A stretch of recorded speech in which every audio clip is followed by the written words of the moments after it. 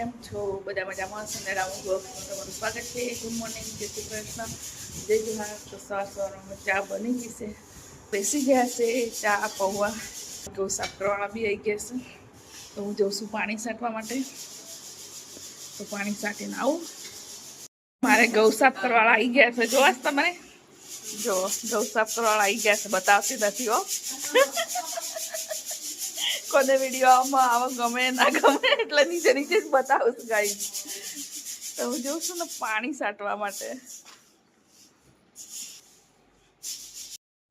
તો ભાઈ છે મારા ઘઉં સાફ થઈ ગયા. તો આતે તો મારા ઘઉં સાફ થઈ ગયા એટલે તબકડાવાળા રહી ગયા, બધા સાફ થઈ ગયા.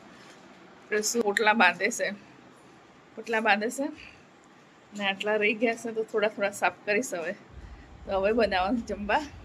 હવે સાંજે તો નહીં આવવાના, તો રીંગણનું શાક બનાવું છું. તો ફટાફટ બનાવી દો, લાગી છે ભૂખ. રાતનો સમય થઈ ગયો છે તો હું પાણી છાંટીને આવી ગઈ છું બધે.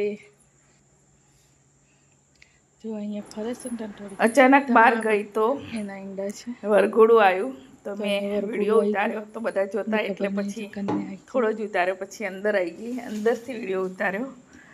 તો લાડી હતી ઘોડા ઉપર બેસેલી, તો મેં બધાને વિડીયો ઉતાર્યો ચૂપકેથી. તો મતાઈ મંદિરે દર્શન કરવા આવતા હતા. ગામનું વરઘોડું હતું. મતાઈ મંદિરે દર્શન કરીને પાછા જતા રહ્યા.